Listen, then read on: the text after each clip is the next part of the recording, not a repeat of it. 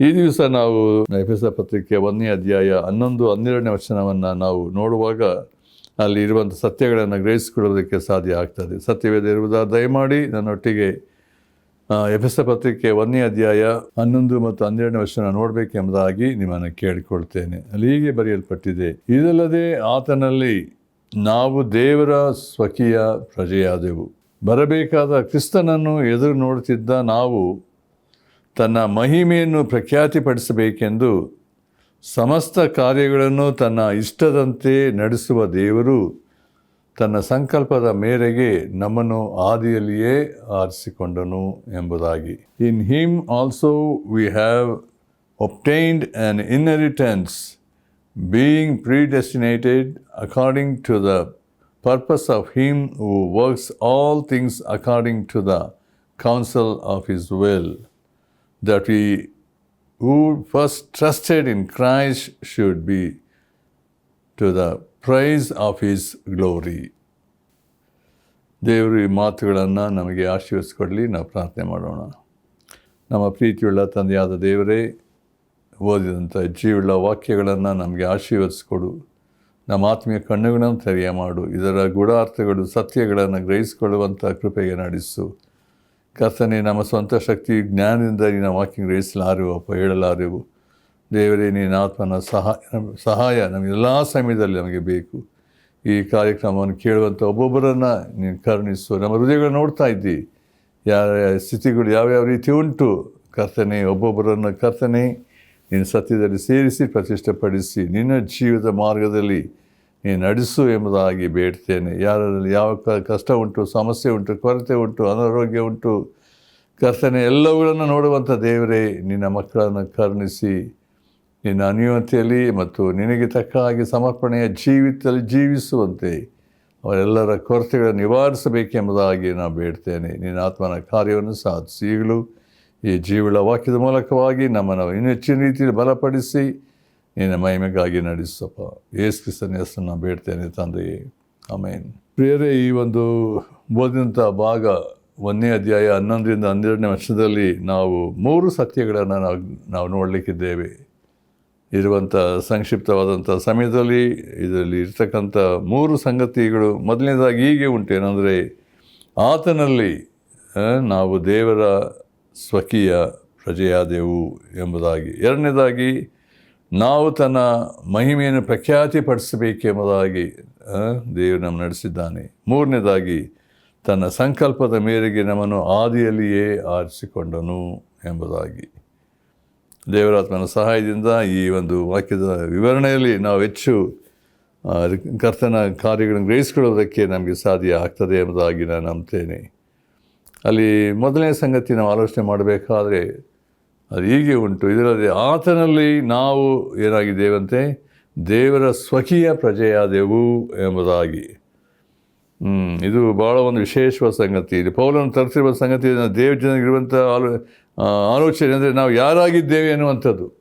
ಈ ಪೌಲನು ಎಫೆಸ ಪತ್ರಿಕೆಯಲ್ಲಿ ಮತ್ತು ದೇವ್ರ ಜನರಿಗೆ ಬರೆಯುವಂಥ ಸಮಯದಲ್ಲಿ ಒಂದು ಉದ್ದೇಶ ಆಲೋಚನೆಯನ್ನು ನೋಡಬೇಕಾದ್ರೆ ನಾವು ದೇವರ ದೃಷ್ಟಿಯಲ್ಲಿ ನಾವು ಯಾರಾಗಿದ್ದೇವೆ, ಇದು ಭಾಳ ಒಂದು ವಿಶೇಷವಾದ ಸಂಗತಿ. ದೇವರ ದೃಷ್ಟಿ ನಮ್ಮ ಮೇಲೆ ಬಂದಂಥ ಸಮಯದಲ್ಲಿ ನಾವು ದೇವರ ಸಂಬಂಧದಲ್ಲಿ ಬರುವಾಗ ನಮ್ಮ ಸ್ಥಿತಿ ಏನಾಗಿದೆ ಎಂಬುದಾಗಿ ನಾವು ಕ್ರಿಸ್ತನಲ್ಲಿ ನಾವು ಈಗ ಏನಂದರೆ ದೇವರಲ್ಲಿ ಹೇಳಿರೋ ಪ್ರಕಾರ ಸ್ವಕೀಯ ಪ್ರಜೆಯಾದೆವು. ಇದು ಶ್ರೇಷ್ಠವಾದಂಥ ಬಾಧ್ಯತೆಯನ್ನು ದೇವರು ನಮಗೆ ಕೊಟ್ಟಿರುವಂಥ ಸಂಗತಿಯನ್ನು ನಾವು ನೋಡ್ತೇವೆ. ನಾವು ಈ ಬಾಧ್ಯತೆಯನ್ನು ದೇವರು ನಂಬಿಕೆ ಮೂಲಕ ನಮ್ಮ ರಕ್ಷಿಸಿ ಕೃಪೆಯಿಂದ ರಕ್ಷಿಸಲ್ಪಟ್ಟಿದ್ದೇವೆ ಎಂಬುದಾಗಿ ಹೇಳಬೇಕಾದ್ರೆ ಇದು ದೇವರ ಕಾರ್ಯ, ನಮ್ಮ ಯೋಗ್ಯತೆಯನ್ನಲ್ಲ. ಪ್ರಿಯರೇ, ನಾವು ಎಷ್ಟವರು ನಮ್ಮ ಇಂದಿನ ಒಂದು ಸಂಗತಿಗಳನ್ನು ನಾವು ಆಲೋಚನೆ ಮಾಡಬೇಕಾದ್ರೆ ನಾವು ಎಂಥ ಒಂದು ದುರಾವಸ್ಥೆಯಲ್ಲಿದ್ದಂಥವರು ಎಂಬುದಾಗಿ ನೋಡ್ತೇವೆ. ನಾವು ಪೂರ್ವದಲ್ಲಿ ಅಪರಾಧಗಳನ್ನು ಮಾಡುವಂಥವರಾಗಿದ್ದೆವು. ನಾವು ಅದೇ ಎಫೆಸ ಪತ್ರಿಕೆ 2ನೇ ಅಧ್ಯಾಯದಲ್ಲಿ ನಾವು 2ನೇ ವರ್ಷದಲ್ಲಿ ಪೌಲ ಅದನ್ನು ತರ್ತಾನೆ. ಏನಂತ ಹೇಳಿದ್ರೆ, ನೀವು ಪೂರ್ವದಲ್ಲಿ ಪಾಪಗಳನ್ನು ಮಾಡುವವರಾಗಿದ್ದು ಇಹಲೋಕಾಚಾರಕ್ಕೆ ಅನುಸಾರವಾಗಿ ನಡೆದುಕೊಂಡಿರಿ. ವಾಯುಮಂಡಲದಲ್ಲಿ ಅಧಿಕಾರ ನಡೆಸುವ ಅಧಿಪತಿಗೆ, ಅಂದರೆ ನಂಬರಲ್ಲದವರನ್ನು ಅವಿಧೇಯತೆಗೆ ಈಗ ಪ್ರೇರೇಪಿಸುವ ಆತ್ಮನಿಗೆ ಅನುಸಾರವಾಗಿ ನಡೆದುಕೊಂಡಿರಿ. ನೋಡ್ರಿ, ನಮ್ಮ ಇಂದಿನ ಒಂದು ಸ್ಥಿತಿ ಏನಾಗಿತ್ತು, ನಾವು ಎಂಥವರಾಗಿದ್ದೆವು ಎಂಬುದನ್ನು ಇಲ್ಲಿ ಪೌಲನು ತರಬೇಕಾದ್ರೆ ನಾವು ಮೊದಲಿನ ಒಂದು ಭಯಂಕರವಾದಂಥ ಒಂದು ಅಂಧಕಾರತೆಯಲ್ಲಿ, ಸೈತಾನನ ಬಂಧನದಲ್ಲಿ, ಪಾಪದ ದುರಾವಸ್ಥೆಯಲ್ಲಿ ನಾವು ಇದ್ದಂಥವರು ಎಂಬುದಾಗಿ, ಅದು ಇಂಥ ಒಂದು ದುರಾವಸ್ಥೆಯಲ್ಲಿ ಇದ್ದಂಥ ನಮ್ಮನ್ನು ದೇವರು ಕರುಣಿಸಿ, ಕರುಣಾನಿಧಿಯಾಗಿರುವ ದೇವರು ನಮ್ಮ ಮೇಲೆ ಕಟಾಕ್ಷ ಇಟ್ಟು ನಮ್ಮನ್ನು ಏನಂದರೆ ಈ ಪಾಪದ ದುರಾವಸ್ಥೆಯಿಂದ ಬಿಡುಗಡೆ ಮಾಡಬೇಕಾದ್ರೆ ತನ್ನ ಮಗನಾದ ಯೇಸು ಕ್ರಿಸ್ತನ ಮೂಲಕ, ಆತನ ಯಜ್ಞದ ಮೂಲಕ ನಮ್ಮನ್ನು ಏನು ಮಾಡಿದ್ದಾನೆ, ರಕ್ಷಿಸಿ ನಮ್ಮನ್ನು ತನ್ನ ಸ್ವಕೀಯ ಪ್ರಜೆಯನ್ನಾಗಿ ಆರಿಸಿಕೊಂಡನು ಎಂಬುದಾಗಿ ನಾವು ನೋಡ್ತೇವೆ. ನಾವು 1 ಪೇತ್ರನ ಪತ್ರಿಕೆ 2ನೇ ಅಧ್ಯಾಯದಲ್ಲಿ ನಾವು ಅದನ್ನು ನೋಡುವಾಗ 10ನೇ ವಚನದಲ್ಲಿ ನಾವು ಅಲ್ಲಿ ಒಂದು ಮಾತನ್ನು ಅಲ್ಲಿ ಪೇತ್ರನು ಕೂಡ ಅದನ್ನು ಅದರ ಬಗ್ಗೆ ಹೇಳಿದ್ದಾನೆ. ಮೊದಲು ನೀವು ಪ್ರಜೆಯಾಗಿರಲಿಲ್ಲ. ನೋಡ್ರಿ, ನಮ್ಮ ಒಂದು ಸ್ಥಿತಿ ಯಾವ ರೀತಿ, ಮೊದಲು ಪ್ರಜೆಯಾಗಿರಲಿಲ್ಲ, ದೇವರ ಪ್ರಜೆ ಆಗಿರಲಿಲ್ಲ, ಈಗ ದೇವರ ಪ್ರಜೆಯಾಗಿದ್ದೀರಿ. ಮೊದಲು ವಾತ್ಸಲ್ಯ ಹೊಂದಿರಲಿಲ್ಲ, ಈಗ ವಾತ್ಸಲ್ಯ ಹೊಂದಿದವರಾಗಿದ್ದೀರಿ. ಯಾವಾಗಲೂ ನಮ್ಮ ಒಂದು ಸ್ಥಿತಿ, ನಮ್ಮ ಹಿಂದಿನ ಸ್ಥಿತಿ ನೋಡಬೇಕಾದ್ರೆ, when you look back, when you think about our past life, we are not children of God, we are totally away from God. ದೇವರು ನಮ್ಮನ್ನು ಎಂಥ ಒಂದು ವಿಶೇಷವಾದ ರೀತಿಯಲ್ಲಿ ಕರುಣಿಸಿ ನಾವು ದೇವರ ಪ್ರಜೆಯಾಗಿದ್ದೇವೆ ಎಂಬುದಾಗಿ ನಾವು ಹೇಳಬೇಕಾದ್ರೆ, ಅದು ದೇವರು ನಮ್ಮನ್ನೆಂಥ ಒಂದು ವಿಶೇಷವಾದ ರೀತಿಯಲ್ಲಿ ನಮ್ಮನ್ನು ನೋಡಿದ್ದಾನೆ ಎಂಬುದಾಗಿ ನೋಡ್ತೇವೆ. ಅಷ್ಟು ಮಾತ್ರವಲ್ಲ, ಯೋಹಾನನು ಕೂಡ ತನ್ನ ಪತ್ರಿಕೆಯಲ್ಲಿ ಬರೆದಿರುವಾಗ 1 ಯೋಹಾನ 3:1 ಹೀಗೆ ನೋಡ್ತೇವೆ, ದೇವರ ಮಕ್ಕಳೆಂಬ ಹೆಸರನ್ನು ನಮಗೆ ಕೊಡುವುದರಲ್ಲಿ ತಂದೆಯು ಎಂಥ ಪ್ರೀತಿಯನ್ನು ನಮ್ಮ ಮೇಲೆ ಇಟ್ಟಿದ್ದಾನೆ ನೋಡಿರಿ, ನಾವು ಆತನ ಮಕ್ಕಳಾಗಿದ್ದೇವೆ, ಈ ಕಾರಣದಿಂದ ಲೋಕವು ನಮ್ಮನ್ನು ತಿಳಿದುಕೊಳ್ಳುವುದಿಲ್ಲ. ನೋಡಿರಿ, ದೇವರ ದೃಷ್ಟಿಯಲ್ಲಿ ನಾವು ಯಾರಾಗಿದ್ದೇವೆ. ಅಲ್ಲಿ ಯೋಹಾನ್ ತರ್ತಿರುವಂಥ ಒಂದು ಸಂಗತಿ, ದೇವರ ಮಕ್ಕಳೆಂಬ ಹೆಸರು ದೇವರು ನಮ್ಗೆ ಕೊಡುವುದರಲ್ಲಿ ಎಂಥ ಒಂದು ಪ್ರೀತಿಯನ್ನು ದೇವರು ನಮ್ಮ ಮೇಲೆ ಇಟ್ಟಿದ್ದಾನೆ. ನಾವು ಯಾರು ಅಂದರೆ ಸಾಮಾನ್ಯ ಜನರಲ್ಲ. ನಮ್ಮ ಒಂದು ಸ್ಟೇಟಸ್, ಯಾವಾಗ ಯೇಸು ಕ್ರಿಸ್ತನನ್ನು ನಾವು ನಂಬಿದ ಮೇಲೆ ನಮ್ಮ ಸ್ವಂತ ರಕ್ಷಕನಾಗಿ ಅಂಗೀಕರಿಸಿಕೊಂಡ ನಂತರ ನಾವು ದೇವರ ಕುಟುಂಬಕ್ಕೆ ಬಾಧ್ಯಸ್ಥರಾದೆವು. ರಾಜಾದಿ ರಾಜನು, ಸರ್ವಶಕ್ತನು, ಸರ್ವಾಧಿಕಾರಿ, ಇಡೀ ಲೋಕ, ಪರಲೋಕ, ಭೂಲೋಕ ಉಂಟು ಮಾಡಿದಂಥ ದೇವರ ಸ್ವಕೀಯ ಪ್ರಜೆಯಾದೆವು ಎಂಬುದಾಗಿ ಹೇಳಬೇಕಾದ್ರೆ, ದೇವರು ತಾನೇ ನಮ್ಮ ಆತ್ಮೀಯ ಕಣ್ಣನ್ನು ತೆರೆಯಬೇಕಾದ್ರೆ, ಶ್ರೇಷ್ಠತೆಯನ್ನು ಕಾಣಬೇಕಾದ್ರೆ, ನಮ್ಮ ದೇವರು ಎಂಥ ಒಂದು ಸ್ಥಿತಿಗೆ, ಸ್ಥಾನಕ್ಕೆ ನಾನು ನಡೆಸಿದ್ದ ದೇವರೇ, ಇಂಥ ಅಯೋಗ್ಯನಾದಂಥ ನನ್ನನ್ನು ಮಣ್ಣು ಧೂಳಿಗೆ ಸಮಾನ ಇರುವಂಥ ನನಗೆ ಇಂಥ ಒಂದು ಶ್ರೇಷ್ಠವಾದ ಬಾಧ್ಯತೆ ಕೊಟ್ಟಿದೆಯಲ್ಲಪ್ಪ. ನಾವೆಷ್ಟೋ ದೇವರಿಗೆ ಕೃತಜ್ಞತೆಯನ್ನು, ಆರಾಧನೆಯನ್ನು ಎಡೆಬಿಡದೆ ಸಲ್ಲಿಸಬೇಕಾಗಿದೆ.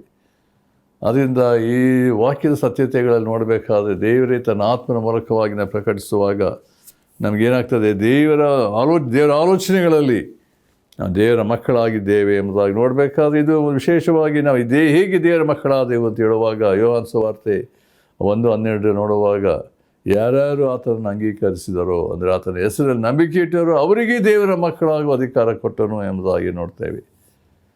ನಾವು ಇನ್ನು ಯೋಹಾನ ಸುವಾರ್ತೆ ನೋಡಬೇಕಾದ್ರೆ 5:24 ನೋಡುವಾಗಲೂ, ನಾವು ಮರಣದಿಂದ ಪಾರಾಗಿ ಜೀವಕ್ಕೆ ಸೇರಿದ್ದೇವೆ, ನಮಗೆ ತೀರ್ಪಿಲ್ಲ, ನನ್ನ ಮಾತು ಕೇಳಿ ನಂಬಿದವನು ಏನಂದರೆ ನಿತ್ಯ ಜೀವ ಹೊಂದಿದ್ದಾನೆ. ನೋಡಿ, ದೇವರ ಒಂದು ವಿಶೇಷವಾದಂಥ ಸಂಗತಿ, ದೇವರ ಮಕ್ಕಳಿಗೆ ಇರ್ತಕ್ಕಂಥ ಒಂದು ಬಾಧ್ಯತೆ ನಾವು ನೋಡಬೇಕಾದ್ರೆ, ದೇವರು ನಮ್ಮನ್ನು ಎಷ್ಟರ ಮಟ್ಟಿಗೆ ನಮ್ಮ ನಡೆಸಿದ್ದಾನೆ. ಗಲಾತ್ಯ ಪತ್ರಿಕೆ ನಾವು 3:20 ನೋಡುವಾಗ, ನೀವೆಲ್ಲರೂ ಕ್ರಿಸ್ತ ಯೇಸುವಿನಲ್ಲಿರುವ ನಂಬಿಕೆಯ ಮೂಲಕ ದೇವರ ಪುತ್ರರಾದಿರಿ. ನೋಡಿ, ನಂಬಿಕೆ ಮೂಲಕ ನಾವು ಏನಂದರೆ ಆ ಒಂದು ಸ್ಥಿತಿಗೆ, ಸ್ಥಾನಕ್ಕೆ, ದೇವರ ಅನ್ಯೋನ್ಯತೆಗೆ ದೇವರು ನಮ್ಮ ತಂದಿದ್ದಾನೆ. ಪರಲೋಕದಲ್ಲಿ ದೇವದೂತರ ಒಂದು ಸ್ಥಿತಿ ಬೇರೆ, ಅವರ ಒಂದು ಸ್ಥಾನ ಬೇರೆ. ಆದರೆ ದೇವರ ಮಕ್ಕಳಿರ್ತಕ್ಕಂಥ ಸ್ಥಾನ ಭಾಳ ವಿಶೇಷವಾದದ್ದು. ಎಲ್ಲ ಸ್ಥಿತಿಗಿಂತ ದೇವದೂತರು ನಮಗೆ ಉಳಿಗದವರು, ಅಂದರೆ ನಮಗೆ ಸೇವೆ ಮಾಡುವಂಥವರು ಪರಲೋಕದಲ್ಲಿ ಎಂಬುದಾಗಿ ಹೇಳಲ್ಪಟ್ಟಿದೆ. ಅಂದರೆ ದೇವರ ಮಕ್ಕಳ ಸ್ಥಾನದ, ದೇವರ ಮಕ್ಕಳಾಗಿರುವಾಗ ನಾವು ದೇವರಿಗೆ ಎಷ್ಟೋ ಕೃತಜ್ಞತೆಯಿಂದ ನಾವು ಆರಾಧಿಸುವಂಥವರಾಗಿದ್ದೇವೆ. ಅದರಿಂದ ಇದು ದೇವರ ಒಂದು ಅತಿಶಯವಾದಂಥ ಒಂದು ಕಾರ್ಯ. ನಾವು ಇದರಲ್ಲಿ ಈ ವಾಕ್ಯದಲ್ಲಿ ನೋಡುವಾಗ, ದೇವರು ನಮ್ಮನ್ನು ಎಂಥ ಒಂದು ವಿಶೇಷವಾದ ರೀತಿಯಲ್ಲಿ ನಾವು ದೇವರ ಕಾರ್ಯಗಳನ್ನು ಗ್ರಹಿಸದೆ ಹೋದರೆ ನಾವು ಎಷ್ಟೋ ಅದನ್ನು ಕರ್ತನ ಆನಂದಿಸೋದಕ್ಕೆ ನಮಗೆ ಸಾಧ್ಯ ಆಗ್ತಾ ಇರಲಿಲ್ಲ ಎಂಬುದಾಗಿ ನಾವು ನೋಡ್ತೇವೆ.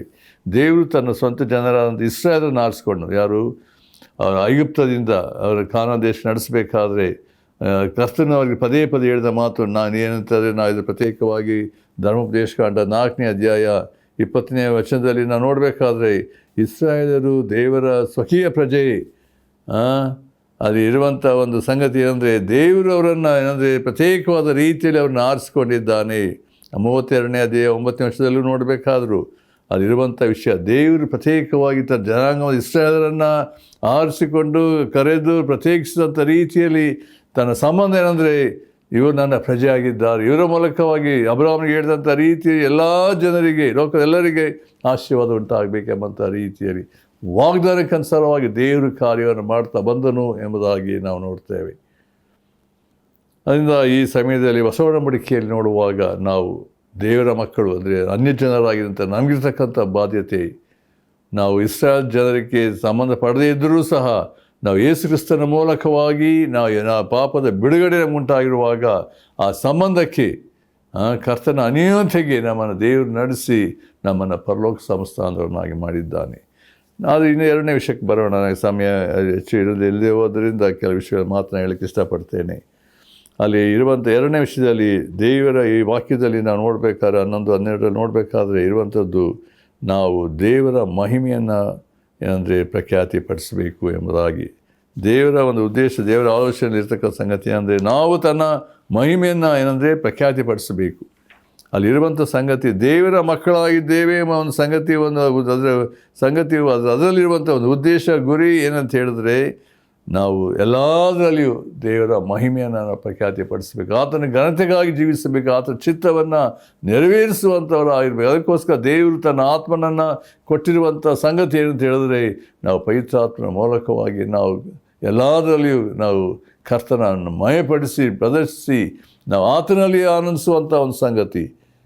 ಎಲ್ಲ ಘನತೆ ಮಹಿಮೆ ಪ್ರಭಾವ ಏನಂತ ಹೇಳಿದ್ರೆ ಯೇಸು ಕ್ರಿಸ್ತನಿಗೆ ಮಾತ್ರ ಅದೇನೆಂದರೆ ಸಲ್ಲಿಸಬೇಕಾಗಿದೆ. ನೋಡಿರಿ, ಪರಲೋಕದಲ್ಲಿ ನೋಡಬೇಕಾದ್ರೆ ನಾವು ಅದನ್ನು ಎಷ್ಟು ಮಟ್ಟಿಗೆ ನೀವು ಪ್ರಕಟಣೆ ಪುಸ್ತಕ ಓದಿದಿರೋ ಗೊತ್ತಿಲ್ಲ, ಆದರೆ ಅದು ಓದಬೇಕಾದ್ರೆ ಇರುವಂಥ ಸಂಗತಿಗಳು ಅಂತ ಹೇಳಿದ್ರೆ ಯಜ್ಞದ ಕುರಿಯಾದ ಆತನಿಗೆ ಸಲ್ಲಬೇಕಾದ ಘನತೆ ಮಹಿಮೆ ನೋಡ್ತೇವೆ. ಯಾವ ರೀತಿಯಲ್ಲಿ ಅಲ್ಲಿರುವಂಥ ಪರಲೋಕದಲ್ಲಿ ಕೆರೂಬಿಗಳಾಗಲಿ 24 ಮಂದಿ ಹಿರಿಯರು ಮತ್ತು ಕೋಟ್ಯಾನುಕೋಟಿ ದೇವದೂತರು ಯಾವ ರೀತಿಯಲ್ಲಿ ಅಲ್ಲಿ ತಂದೆಯಾದ ದೇವರಿಗೆ ತಮ್ಮ ಮಗನ ಯೇಸು ಕ್ರಿಸ್ತ ಯಜ್ಞದ ಕುರಿಯಾತನಿಗೆ ಅಡ್ಡಬಿದ್ದು ಆರಾಧಿಸಿ ಘನತೆಯನ್ನು ಮಹಿಮೆಯನ್ನು ಅವ್ರು ಸಲ್ಲಿಸುವಂಥ ಒಂದು ಸಂಗತಿಯನ್ನು ನಾವು ನೋಡ್ತೇವೆ. ಈ ಭೂಲೋಕದಲ್ಲಿ ದೇವರು ನಮ್ಮನ್ನು ಕತ್ತಲೆಯಿಂದ ಬೆಳಕಿಗೆ ತಂದಂಥ ಸಂಗತಿ, ಸೈತಾನ್ನಿಂದ ಬಿಡುಗಡೆ ಮಾಡಿರುವಾಗ, ಪಾಪದಿಂದ ನಮ್ಮನ್ನು ಬಿಡುಗಡೆ ಮಾಡಿರುವಾಗ, ಮರಣ ಬೈದಲ್ಲಿದ್ದಂಥವ್ರನ್ನ ಬಿಡುಗಡೆ ಮಾಡಿರುವಂಥ ಉದ್ದೇಶ, ನಾವು ಸ್ವತಂತ್ರರಾಗಿ ಜೀವಿಸುವಾಗ ಕರ್ತನ ಅನ್ಯೋನ್ಯತೆ ಜೀವಿಸಬೇಕಾದ್ರೆ ಇದು ನಮ್ಮ ಒಳ್ಳೆಯ ಕಾರ್ಯದಿಂದ ನಮ್ಮ ಒಂದು ಯೋಗ್ಯತೆಯಿಂದ ಜ್ಞಾನದಿಂದ ಉಂಟಾದ ಸಂಗತಿ ಅಲ್ಲ. ಮನುಷ್ಯನು ಪಾಪಿಯಾಗಿರುವಾಗ, ಪಾಪದ ಒಂದು ದುರಾವಸ್ಥೆಯಲ್ಲಿದ್ದಂಥ ನಮ್ಮನ್ನು ಬಿಡುಗಡೆ ಮಾಡಿರುವಾಗ ನಾವು ಕರ್ತನಿಗೆ ಸಮರ್ಪಿಸಿಕೊಂಡಿರುವಂಥ ಸಮಯದಲ್ಲಿ ನನ್ನನ್ನು ರಕ್ಷಿಸಿದ ಆತನು ಯಾರಾಗಿದ್ದಾನೆ, ನನ್ನನ್ನು ಪಾಪದಿಂದ ಬಿಡುಗಡೆ ಮಾಡಿದ ಆತನು ಎಂಥ ಒಂದು ಪಾಪದ ದುರಾವಸ್ಥೆಯಲ್ಲಿ ಶಾಂತಿ ಸಮಾಧಾನವಿಲ್ಲದೆ ನರಕ ಪಾತ್ರರಾಗಿದ್ದಂಥ ನಮ್ಮ ಮೇಲೆ ದೇವರ ಕೃಪೆ ಕರುಣೆಯನ್ನು ದೇವರು ಉಂಟು ಮಾಡಿ ಕರುಣಿಸಿ ರಕ್ಷಿಸಿರಬೇಕಾದರೆ ನಮ್ಮ ಇಡೀ ಜೀವಿತದಲ್ಲಿ ನಾವು ಹೇಳಬೇಕಾಗಿರುವಂಥ ಒಂದೇ ಸಂಗತಿ, ಆತನ ಸಾಕ್ಷಿಗಳಾಗಿ ದೇವರೇ ನೀನೆಂಥ ಶ್ರೇಷ್ಠವಾದ ಕಾರ್ಯವನ್ನು ಮಾಡಿದ್ದಿ, ದೇವರ ಮಹಿಮೆಯನ್ನು ಅರಿತಂಥವರಾಗಿ ದೇವರಿಗೆ ಯೋಗ್ಯವಾದ ಘನತೆಯನ್ನು ಮಹಿಮೆಯನ್ನು ನಾವು ಎಡೆಬಿಡದೆ ನಮ್ಮ ಜೀವಿತದ ಮೂಲಕ ಆತನಿಗೆ ಘನತೆ ಸಲ್ಲಿಸುವಂಥ ಒಂದು ಸಂಗತಿ, ಅದು ದೇವರು ನಮ್ಮಿಂದ ಇಷ್ಟಪಡುವಂಥವನಾಗಿದ್ದಾನೆ ಎಂಬುದಾಗಿ ನೋಡ್ತೇವೆ. ನಾವು 1ನೇ ಪೇತ್ರ ನಾವು ಅದನ್ನು ನೋಡಿದ ರೀತಿಯಲ್ಲಿ 2ನೇ ಅಧ್ಯಾಯದಲ್ಲಿ 9ನೇ ವರ್ಷದಲ್ಲಿ ಪೇತ್ರರು ಅದನ್ನು ಪ್ರತ್ಯೇಕವಾಗಿ ಅದನ್ನು ಹೇಳಬೇಕಾದ್ರೆ ಒಂದು ಮಾತನ್ನು ಅಲ್ಲಿ ಪ್ರತ್ಯೇಕವಾಗಿ ಅದು ಹೇಳ್ತಿದ್ದಾನೆ, ಗಮನಿಸಿ. ಅಲ್ಲಿ ನೀವಾದರೂ ನಿಮ್ಮನ್ನು ಕತ್ತಲೆಯೊಳಗಿಂದ ಕರೆದು ತನ್ನ ಆಶ್ಚರ್ಯಕರವಾದ ಬೆಳಕಿನಲ್ಲಿ ಸೇರಿಸಿದಾತನ ಗುಣಾತಿಶಯಗಳನ್ನು ಪ್ರಚಾರ ಮಾಡುವರಾಗುವಂತೆ ದೇವರಾದುಕೊಂಡ ಜನಾಂಗವು, ರಾಜವಂಶಸ್ಥರಾದಂಥ ಯಾಜಕರು, ಮೀಸಲಾದ ಜನವು, ದೇವರ ಸ್ವಕೀಯ ಪ್ರಜೆಯೂ ಆಗಿದ್ದೀರಿ. ಇಲ್ಲಿ ಪೇತ್ರನು ತರುವಂಥ ಸಂಗತಿ ನಮ್ಮ ಹಿಂದಿನ ಸ್ಥಿತಿ ಹೇಗಾಗಿತ್ತು, ದೇವರು ನಮ್ಮನ್ನು ಏನಂದರೆ ಕರೆದಂಥ ರೀತಿಯಲ್ಲಿ ಕತ್ತಲೆಯಿಂದ ನಮ್ಮನ್ನು ಬೆಳಕಿಗೆ ತಂದಿರುವಾಗ ತನ್ನ ಆಶ್ಚರ್ಯಕರವಾದ ಬೆಳಕಿಗೆ ಸೇರಿಸಿದಾತನ ಏನಂದರೆ ಗುಣಾತಿಶಯಗಳನ್ನು ಪ್ರಚಾರ ಮಾಡಬೇಕು ಎಂಬ ನೋಡ್ರಿ ಅದರ ಉದ್ದೇಶ ತಿಳಿಯಪಡಿಸಿದ್ದಾನೆ. ನಾವು ಎಂಥ ಒಂದು ಅಂಧಕಾರದಲ್ಲಿ ಪಾಪದ ಅಂಧಕಾರದಲ್ಲಿ ಜೀವಿಸ್ತಾ ಇದ್ದಂಥವ್ರು ಅದು ಈಗ ಯೇಸು ಕ್ರಿಸ್ತನಲ್ಲಿ ನಾವು ಬೆಳಕಾಗಿ ಬೆಳಕಿನವರಾಗಿರುವಾಗ ನಾವು ಬೆಳಕಿನವಳನ್ನು ನಾವು ಏನಂದರೆ ನಾವು ಧರಿಸಿಕೊಂಡು ಕರ್ತನನ್ನು ಮಯಪಡಿಸುವಂಥ ರೀತಿಗೆ ದೇವರು ನಮ್ಮನ್ನು ಕರೆದಿದ್ದಾನೆ ಎಂಬುದಾಗಿ ನಾವು ನೋಡ್ತೇವೆ. ನಾವು ಇದರಲ್ಲಿ ಪ್ರತ್ಯೇಕವಾಗಿ ಇನ್ನೂ ನಾವು ಎಫೆಸ ಪತ್ರಿಕೆ 1:6 ಅದರಲ್ಲಿ ನಾವು ಪ್ರತ್ಯೇಕವಾದನ್ನು ಆಲೋಚನೆ ಮಾಡಿದ್ದೇವೆ. 1:6 ವರ್ಷದಲ್ಲಿ ನೋಡುವಾಗ ಅಲ್ಲಿ ಹೀಗೆ ನೋಡ್ತೇವೆ, ಆತನು ತನ್ನ ಕೃಪೆಯನ್ನು ಪ್ರಖ್ಯಾತಿಗೆ ತರಬೇಕೆಂದು ನಮ್ಮನ್ನು ಯೇಸು ಕ್ರಿಸ್ತನ ಮೂಲಕ ತನ್ನ ಪುತ್ರನಾಗಿ ಸ್ವೀಕರಿಸುವುದಕ್ಕೆ ದಯಾಪೂರ್ವಕವಾದ ತನ್ನ ಚಿತ್ತಾನುಸಾರ ಮೊದಲೇ ಸಂಕಲ್ಪ ಮಾಡಿದನು ಎಂಬುದಾಗಿ. ಅಂದರೆ ಇದರಲ್ಲಿ ನಾವು ಆಲೋಚಿಸಬೇಕಾಗಿರುವಂಥ ಒಂದು ಸಂಗತಿ ಏನಂತ ಹೇಳಿದ್ರೆ, ನಾವು ದೇವರ ಕೃಪೆಯನ್ನು, ದೇವರ ಮಹಿಮೆಯನ್ನು, ದೇವರ ಶ್ರೇಷ್ಠತೆಯನ್ನು, ಆತನು ಯಾರಾಗಿದ್ದಾನೆ ಎಂಬುದನ್ನು ನಾವೆಲ್ಲ ವಿಷಯದಲ್ಲಿ ನಮ್ಮ ಜೀವಿತದಲ್ಲಿ ನಾವು ಪ್ರಖ್ಯಾತಿಪಡಿಸುವಂಥ ಒಂದು ಸ್ಥಿತಿಗೆ ದೇವರು ನಮ್ಮಿಂದ ಅಪೇಕ್ಷಿಸುವಂಥವನಾಗಿದ್ದಾನೆ ಎಂಬುದಾಗಿ ನೋಡ್ತೇವೆ.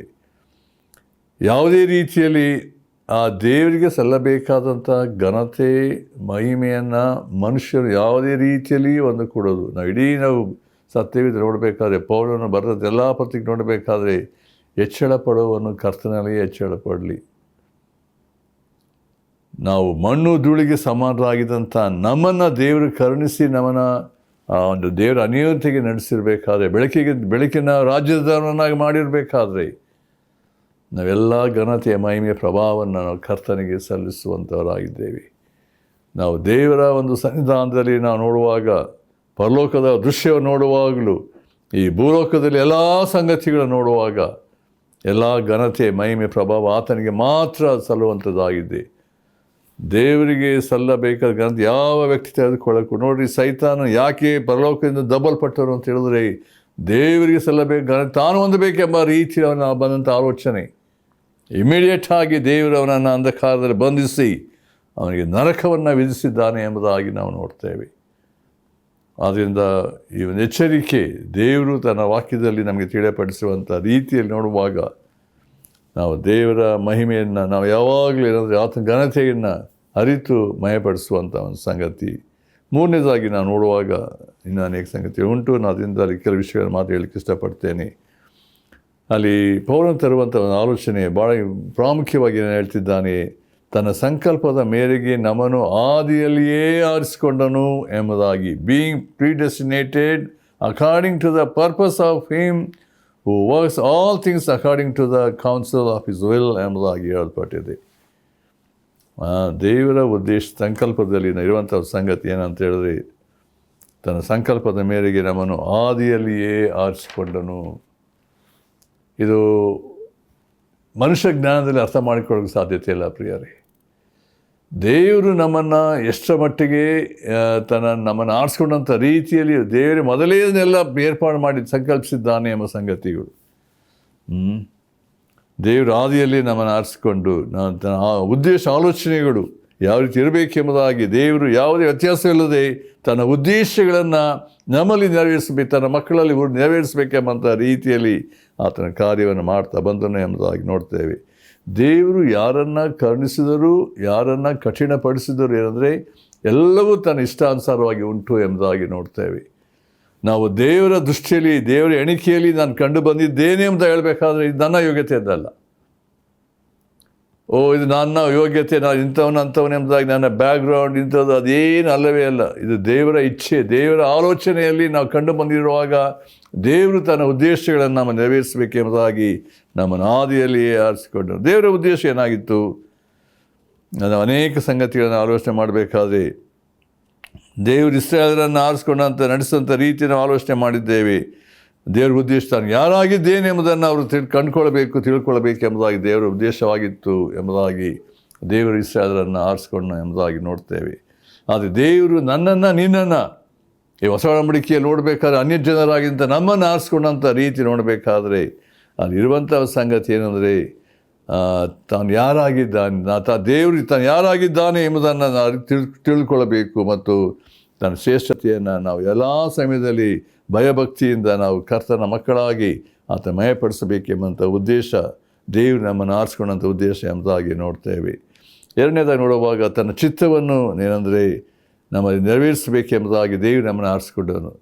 ದೇವರು ನನ್ನನ್ನು ಆರಿಸ್ಕೊಂಡಂಥ ಉದ್ದೇಶದಲ್ಲಿ ಪ್ರತ್ಯೇಕವಾಗಿ ಏನಂತ ಹೇಳಿದ್ರೆ, ದೇವರು ಮೊದಲನೇದಾಗಿ ತಾನು ಯಾರಾಗಿದ್ದಾನೆ ಎಂಬುದನ್ನು ನಮ್ಮ ಮೂಲಕ ವ್ಯಕ್ತಪಡಿಸಬೇಕು ಎನ್ನುವಂಥದ್ದು. ಎರಡನೇದಾಗಿ ತನ್ನ ಚಿತ್ತವನ್ನು ನಮ್ಮಲ್ಲಿ ನೆರವೇರಿಸಬೇಕು ಎಂಬುದಾಗಿ. ಮೂರನೇದಾಗಿ ತನ್ನ ಅನ್ಯೋನ್ಯತೆಯಲ್ಲಿ ನಾವು ಜೀವಿಸಬೇಕು. ಅದು ದೇವರ ಉದ್ದೇಶ. ಮನುಷ್ಯನು ಉಂಟು ಮಾಡಿದಂಥ ಸಂಗತಿ ನೋಡುವಾಗ ತನ್ನ ಅನ್ಯೋನ್ಯತೆ ಇರಬೇಕೆನ್ನುವಂಥ ದೇವರು ಆದಿಯಲ್ಲಿ ಅದನ್ನು ಸಂಕಲ್ಪ ಮಾಡಿದನು. ಈಗ ದೇವರು ತನ್ನ ಮಗನ ಯೇಸು ಕ್ರಿಸ್ತನ ಮೂಲಕವಾಗಿ ರಕ್ಷಿಸಿರುವಾಗ ನಾವು ಯಾವಾಗಲೂ ಎಲ್ಲ ಸಮಯದಲ್ಲಿ ನಾವು ಆತನ ಅನ್ಯೋನ್ಯತೆಯಲ್ಲಿ ಜೀವಿಸಬೇಕು. ನಾಲ್ಕನೇದಾಗಿ ನಾವು ಪರಿಶುದ್ಧರಾಗಿ ಜೀವಿಸಬೇಕು. ಇದು ದೇವರ ಉದ್ದೇಶ. ಇದನ್ನು ಪ್ರತ್ಯೇಕ ಪೌಲನು ಬರೀಬೇಕಾದ್ರೆ ನಾವು ದೇವರ ಮುಂದೆ ದೋಷ ಇಲ್ಲದವರು ಪರಿಶುದ್ಧರಾಗಿರಬೇಕು. ಇದು ದೇವರ ಉದ್ದೇಶ. ಅದಕ್ಕಾಗಿ ದೇವರು ನಮ್ಮನ್ನು ಆರಿಸ್ಕೊಂಡಿದ್ದಾನೆ. ಮತ್ತು ಐದನೇದಾಗಿ ಜೀವ ಸ್ವರೂಪರಾದ ದೇವರನ್ನು ನಾವು ಯಾವಾಗಲೂ ಆತ್ಮೀಯ ರೀತಿಯ ಸತ್ಯಕ್ಕೆ ತಕ್ಕಾಗಿ ಆರಾಧಿಸಬೇಕೆನ್ನುವಂಥ ಸಂಗತಿ. To worship him, to glorify him, that's the way God has chosen us. ಮತ್ತು ಆರನೇದಾಗಿ ನೋಡುವಾಗ ನಾವು ಯಾವಾಗಲೂ ದೇವರ ಮಕ್ಕಳ ಅನ್ಯೋನ್ಯತೆಯಲ್ಲಿ ನಾವು ಜೀವಿಸಬೇಕು. ಇದು ದೇವರ ಉದ್ದೇಶ. ದೇವರು ನಮ್ಮನ್ನು ತನ್ನ ಮಕ್ಕಳ ಅನ್ಯೋನ್ಯತೆ ಸಭೆಯಾಗಿ ಸೇರಿಸಿರುವಾಗ ಉದ್ದೇಶ ನಾವು ಜೊತೆಯಲ್ಲಿರಬೇಕೆನ್ನುವಂಥ ಸಂಗತಿ. ಮತ್ತು ಏಳನೇದಾಗಿ ದೇವರು ನಮ್ಮನ್ನು ಯಾಕೆ ಆರಿಸ್ಕೊಂಡಿದ್ದಾನೆ? ಸುವಾರ್ತೆಯನ್ನು ಇತರರಿಗೆ ಪ್ರಕಟಿಸಬೇಕು. Great commission is given to us. ಸುವಾರ್ತೆ, ಯೇಸು ಕ್ರಿಸ್ತನ ಆ ಸುವಾರ್ತೆಯನ್ನು ನಾವು ಇತರರಿಗೆ ಪ್ರಕಟಿಸಬೇಕು. ಮೊದಲೇ ದೇವರು ನಮ್ಮನ್ನು ಏನಂತೆ ಆರಿಸಿಕೊಂಡಿದ್ದಾನೆ ಎಂಬುದಾಗಿ ಸಾಕ್ಷಿಯ ಜೀವಿತಕ್ಕೋಸ್ಕರ. ಎಂಟನೇದಾಗಿ ನೋಡುವಾಗ ನಾವು ಫಲ ಕೊಡಬೇಕು. ಆ ಫಲ ಅಂತ ನಿಲ್ಲುವಂಥದ್ದಾಗಬೇಕು. ಯೋಹಾನ ಸುವಾರ್ತೆಯನ್ನು ನಾವು ಅದರಲ್ಲಿ ನೋಡ್ತೇವೆ 15ನೇ ಅಧ್ಯಾಯ 16ನೇ ವಚನದಲ್ಲಿ ಫಲ ಕೊಡಬೇಕು. ಒಂಬತ್ತನೇದಾಗಿ ನಾವು ಇತರರಿಗೆ ಆಶೀರ್ವಾದ ನಿಧಿಯಾಗಬೇಕೆನ್ನುವಂಥದ್ದು. ಕೊನೆಯದಾಗಿ 10ನೇದಾಗಿ ಇರುವಂಥದ್ದು ಆತನ ಮಹಿಮೆಗಾಗಿ ನಾವು ಜೀವಿಸಬೇಕು. ಇದು ದೇವರ ಉದ್ದೇಶ. ಇದು ದೇವರು ನಮ್ಮನ್ನು ಆರಿಸ್ಕೊಂಡಂಥ ಸಂಗತಿ ಎಂಬುದಾಗಿ ನಾನು ನೋಡ್ತೀವಿ. ಅನೇಕ ಸಂಗತಿ ಉಂಟು, ಆದರೆ ನಾವು ಇದನ್ನು ನೋಡುವಾಗ 10 ವಿಷಯಗಳಲ್ಲಿ ದೇವರು ನಮ್ಮನ್ನು ಆದಿಯಲ್ಲಿ ಆರಿಸ್ಕೊಂಡನು ಎಂಬುದಾಗಿ ಹೇಳಬೇಕಾದ್ರೆ ನಾವು ಕರ್ತನಿಗೆ ಪರಿಪೂರ್ಣವಾಗಿ ಆತನಿಗೆ ಅಧೀನರಾಗಿ ವಿಧಿಯರಾಗಿ ಆತನ ಮಯಪಡಿಸ್ತಾ ಈ ಭೂಲೋಕದಲ್ಲಿ ನಾವು ಕರ್ತನ ಘನಪಡಿಸಬೇಕು. ಈ ವಾಕ್ಯ ಕೇಳುವಾಗ ನಿಮ್ಮ ಸ್ಥಿತಿ ಯಾವ ರೀತಿಯಲ್ಲಿ ಉಂಟು? ದೇವರು ನೀನು ಆರಿಸ್ಕೊಂಡಿದ್ದಾನೋ? ದೇವರ ಚಿತ್ತ ಉದ್ದೇಶ ಜೀವಿತದಲ್ಲಿ ಅದು ತಿಳ್ಕೊಂಡು ಆತನಿಗಾಗಿ ಜೀವಿಸ್ತಾ ಇದ್ದೀಯೋ? ಇದು ದೇವರು ನಮ್ಮಿಂದ ಕೇಳುವಂಥ ಒಂದು ಸಂಗತಿ ಆಗಿದೆ. ದೇವರು ತನ್ನ ಕೃಪೆಯನ್ನು ಅನುಗ್ರಹಿಸಿ ತನ್ನ ಮಹಿಮೆಗಾಗಿ ನಡೆಸಲಿ. ಪ್ರಾರ್ಥನೆ ಮಾಡೋಣ. ನಮ್ಮ ತಂದೆಯ ದೇವರೇ, ನೀನು ಆದಿಯಲ್ಲಿ ನಮ್ಮನ್ನು ಆರಿಸ್ಕೊಂಡಂಥ ಉದ್ದೇಶ ನೀನನ್ನು ಮಹಿಮೆಪಡಿಸಬೇಕು, ನೀನು ಪ್ರಚಾರಪಡಿಸಬೇಕು, ನಿನಗಾಗಿ ಸಾಕ್ಷಿಗಳಾಗಬೇಕು. ಹೌದು, ನೀನು ಆಲೋಚನೆ, ನಿನ್ನ ಸಂಕಲ್ಪದಲ್ಲಿ ನಾವು ಕಂಡು ಬಂದಿದ್ದೇವಪ್ಪ. ಈ ವಾಕ್ಯಗಳನ್ನು ಯಾರು ಕೇಳಿದ್ದಾರೋ ಪ್ರತಿಯೊಬ್ಬರಲ್ಲಿ ನಾನು ದೇವರ ದೃಷ್ಟಿಯಲ್ಲಿ ಕಂಡು ಬಂದಿದ್ದೇನೋ, ದೇವರನ್ನು ಆರಿಸ್ಕೊಂಡಿದ್ದಾನೋ ಎಂಬ ಆ ಸ್ಪಷ್ಟವಾದ ತಿಳುವಳಿಕೆ, ಪ್ರಜ್ಞೆ, ನಿಶ್ಚಯತ್ವ ಒಬ್ಬೊಬ್ಬರಲ್ಲಿ ಉಂಟು ಮಾಡು ಎಂಬುದಾಗಿ ನಾನು ಬೇಡ್ತೇನೆ. ನಿನ್ನ ಮಹಿಮೆಗಾಗಿ ನಡೆಸು. ಯೇಸು ಕ್ರಿಸ್ತನ ಹೆಸರನ್ನು ಬೇಡ್ತೇನೆ ತಂದೆಯೇ, ಆಮೇನ್. ಸಂಭ್ರಮದಿಂದಲೇ ಹಾಡುವೆನು ನಾನು, ಯೇಸು ರಕ್ಷಕನ ಹೊಗಳುವೆನು. ಸಂಭ್ರಮದಿಂದಲೇ ಹಾಡುವೆನು ನಾನು, ಯೇಸು ರಕ್ಷಕನ ಹೊಗಳುವೆನು.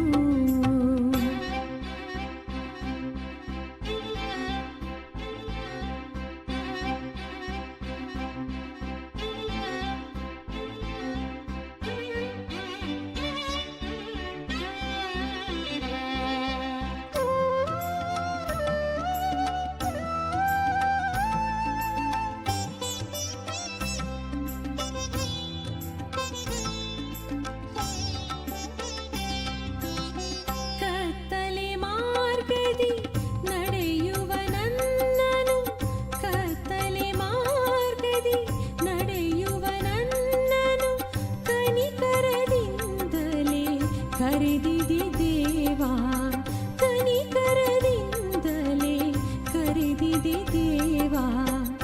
ತಪ್ಪಿದ ಹೆಜ್ಜೆಯ ಗಮನಿಸಿ ನನ್ನ ಪ್ರಭು, ನಡೆಸಿದಿ ಬೆಳಕಿನ ಹಾದಿಯಲಿ. ತಪ್ಪಿದ ಹೆಜ್ಜೆಯ ಗಮನಿಸಿ ನನ್ನ ಪ್ರಭು, ನಡೆಸಿದಿ ಬೆಳಕಿನ ಹಾದಿಯಲಿ. ಸಂಭ್ರಮದಿಂದಲೇ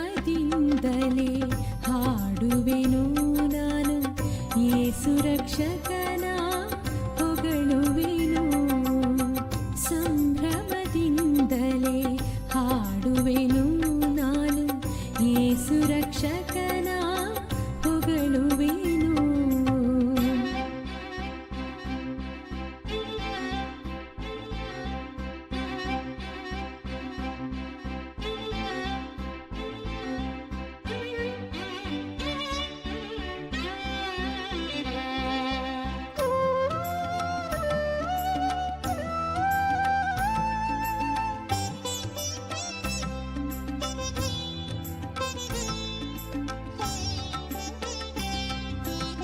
ಯೇಸುವೆ ನನಗೆ ಜೀವದ ಬುಕ್ಕಿ, ಯೇಸುವೆ ನನಗೆ ಜೀವದ ಬುಕ್ಕಿ, ಯೇಸುವೆ ನನಗೆ ಜೀವದ ರೊಟ್ಟಿ, ಯೇಸುವೆ ನನಗೆ ಜೀವದ ರೊಟ್ಟಿ, ಯೇಸುವೆ ನನಗೆ ಸ್ವರ್ಗದ ಮಾರ್ಗ, ಯೇಸುವೆ ನನಗೆ ಸರ್ವಸ್ವವು, ಯೇಸುವೆ ನನಗೆ ಸ್ವರ್ಗದ ಮಾರ್ಗ, ಯೇಸುವೆ ನನಗೆ ಸರ್ವಸ್ವವು. ಸಂಭ್ರಮದಿಂದಲೇ ಹಾಡುವೆನು ನಾನು, ಯೇಸು ರಕ್ಷಕನ ಹೊಗಳುವೆನು. ಸಂಭ್ರಮದಿಂದಲೇ ಹಾಡುವೆನು ನಾನು, ಯೇಸು ರಕ್ಷಕ